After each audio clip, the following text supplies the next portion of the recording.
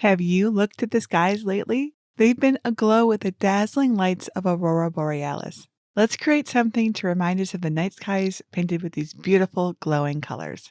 Hello, everybody. Jennifer Maker here. It's a beautiful day or night to create your very own Northern Lights shadow box.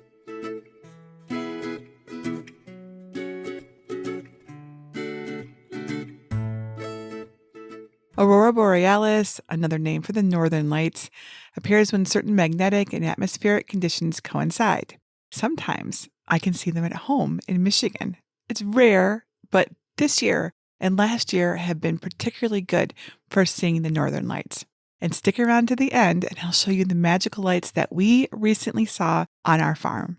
Now, I can't create the amazing beauty of the natural wonder, but I can create a display of colorful lights using LED strips and shiny foil cardstock with my Cricut and the right materials, and so can you. Everything for this project is linked on my blog at jennifermaker.com/705. You can also get my free design files for this project, as well as written instructions with helpful photos and tips. If you need any help downloading, preparing, or cutting the files, I'll show you how to do that later in this video. But let's first jump to making our own Northern Lights shadow box. Here are all of the pieces of the design cut out. Stack your regular cardstock layers face up in order.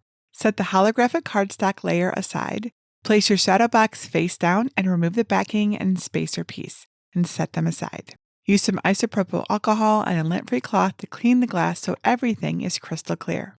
Next, flip over cardstock layer 1 and place it face down inside. Then place layer 2 face down on top and note any areas that don't overlap, like the treetops, and then take it out.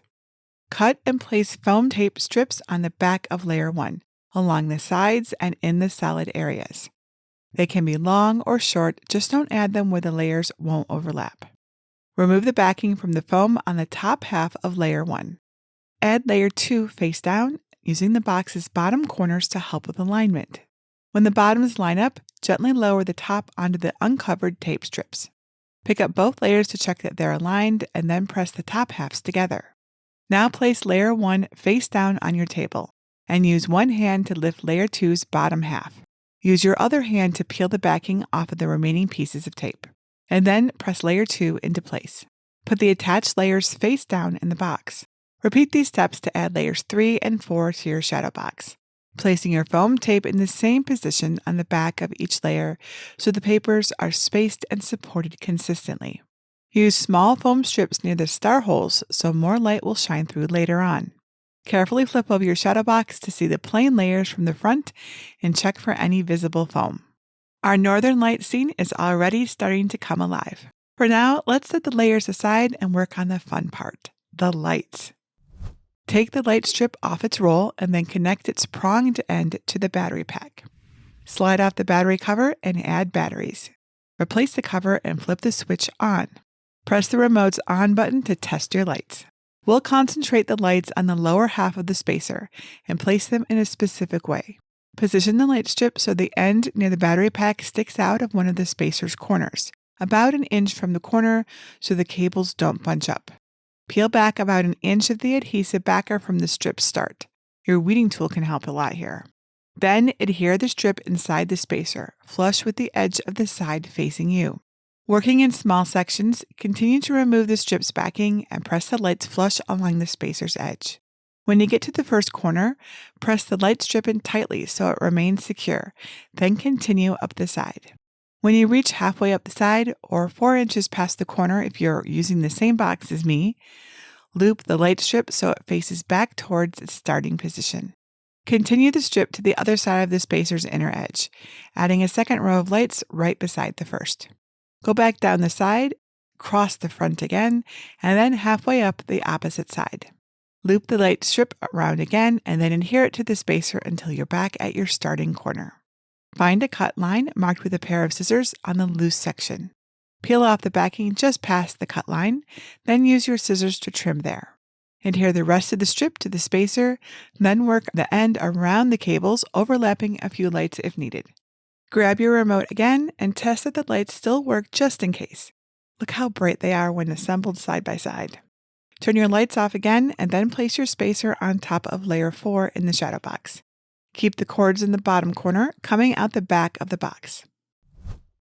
To create your shiny Northern Lights effect, grab your shadow box's backing board and carefully peel away its padding so your layers aren't too thick to close the box. Then use your scraper tool to remove any remaining foam. It's okay if some residue stays. The board just needs to be pretty smooth. Place the backing board inside the shadow box with the hanging hardware at the top. Note the bottom corner where the light strip's cords are. Move the backing board to a self-healing cut mat. Place your safety ruler diagonally across the backing board about 1/4 to 1/2 inch away from the corner near the cords.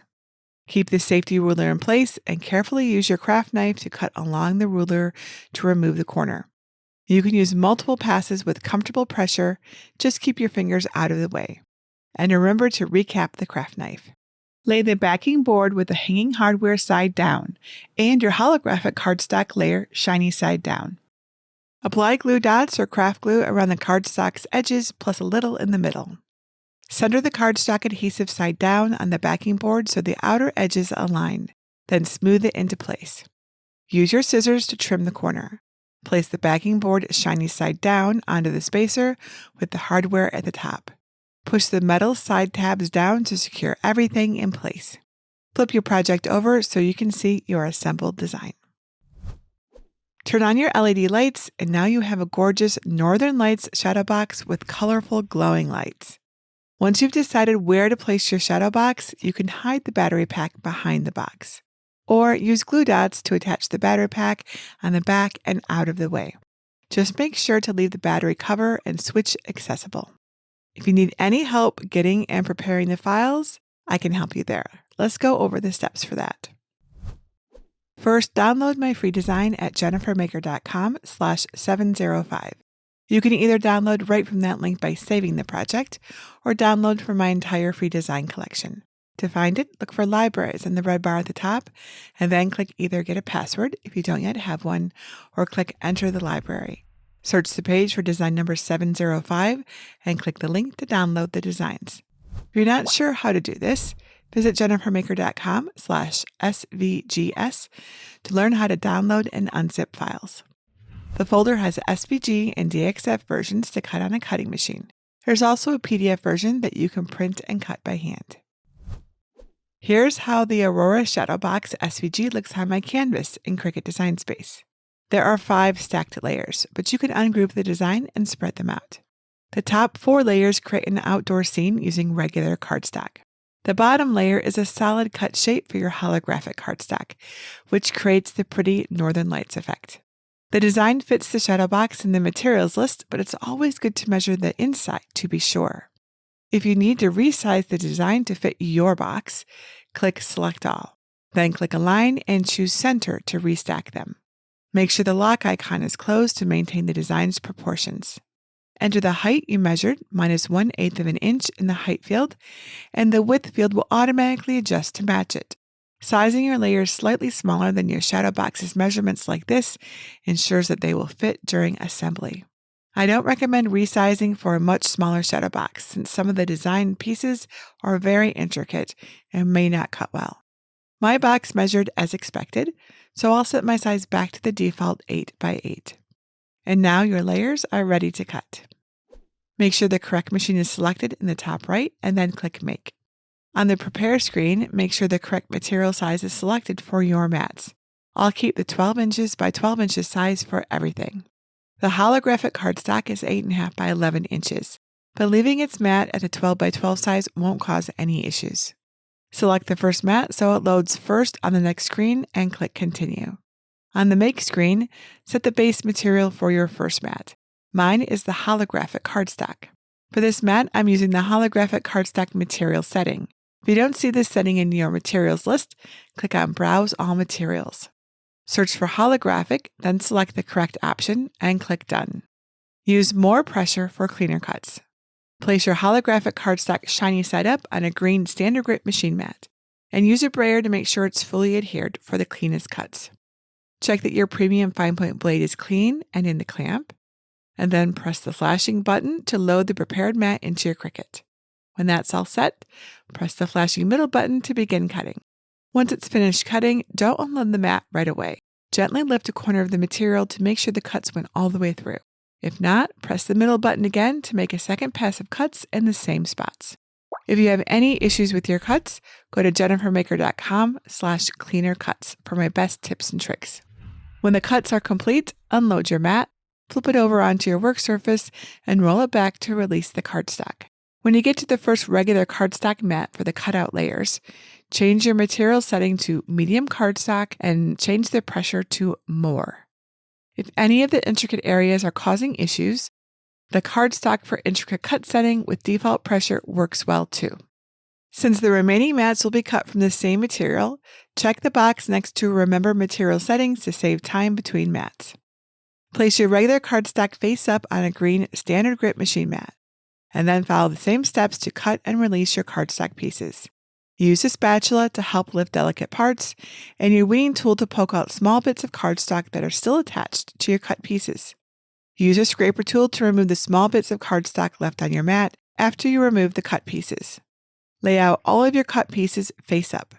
Now follow the steps from the beginning of this video to assemble your shadow box. Would you like your own scene in the foreground of this shadow box? Because you totally can. You can get my toolkit and learn how to customize your own Northern Lights design through a special program called Advance over at jennifermaker.com/advance.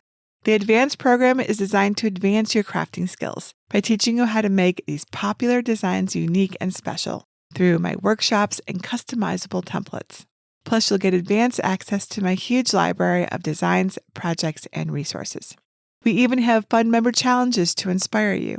Enrollment in the Advanced program may or may not be open at the time you see this, but if you're interested, go to jennifermaker.com/advance to learn more and see how it all works. And here is how my Northern Lights shadow box turned out. I have to say, the holographic cardstock and these color-changing LED lights bring the magic to this project. The lights reflect off the shiny material to make all sorts of playful color combinations, just like the real Aurora Borealis.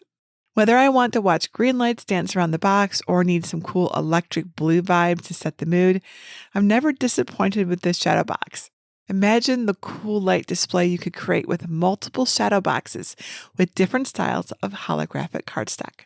And if you'd like to customize your Northern Lights scene even more, don't forget to check out the Advanced program to learn more about that, plus other ways to use layered cardstock to personalize your projects. And if you want to make a layered cardstock project like this but don't have a Cricut cutting machine for it, I do a regular giveaway over on my blog at jennifermaker.com/Cricut giveaway. Get all the details and enter for your chance to win. If you have any Cricut or craft-related questions that you think I can help you with, please let me know. Leave your question below this video or ask in our awesome Cricut Crafters group at jennifermaker.com/Cricut Crafters. And I would love it if you would share a photo of your finished Northern Lights shadow box with us over in our group. I can't wait to see what you make. And if you need any inspiration, here are photos of the Northern Lights at Maker Farm from this past October, as promised. Aren't they just amazing? And that's it for today. Until next time, this is Jennifer Maker reminding you to craft a life you love.